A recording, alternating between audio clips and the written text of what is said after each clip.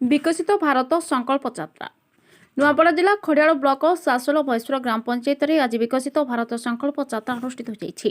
तेज एने खड़ियाल ब्लॉक उपाध्यक्ष गौतम तांडी सभापतित्व अनुष्ठित सभार मुख्य अतिथि भाव में जोगदे खड़ियाल बीडीओ बीरसेन बेहेरा यह यात्रार उद्देश्य उपर आलोचना करते।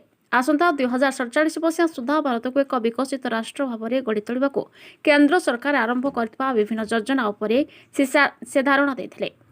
खड़ियाल सीडीपीओ मीना अग्रवाल समेत विभिन्न विभाग पदाधिकारी जोगदे निज निज विभाग मिलुवा सुविधा सुजोग उपर लोकंकु बुझाइथिले।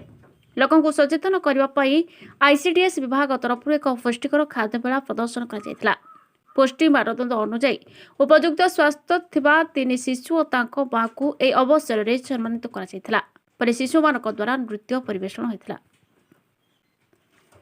नुआपड़ारू ओम प्रकाश चौधरी का रिपोर्ट एकाड न्यूज।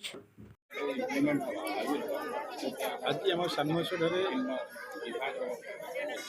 भारत विकसित संकल्प यात्रा संकल्प रखा होता।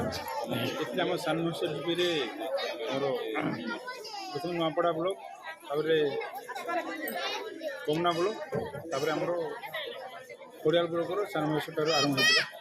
ये आम सब डिपार्टमेंट अधिकारी मैंने यथा कि ब्लॉक सीडीपीओ बैंक आमर स्वास्थ्य डिपार्टमेंट आमर एग्रीकल्चर डिपार्टमेंट पोस्टल डिपार्टमेंट एमती सब डिपार्टमेंट सब आसते लोक ये विषय कमी स्कीम मैंने कि पहुँची लोक मैंने कार्यकारी होगी लोक मैंने से सब किसी जानवे से विषय मैंने सभा समिति जनाला ये रक्षे आसम देश माध्यम लोक मैंने तार लाभवान होती से विषय सब बुझा।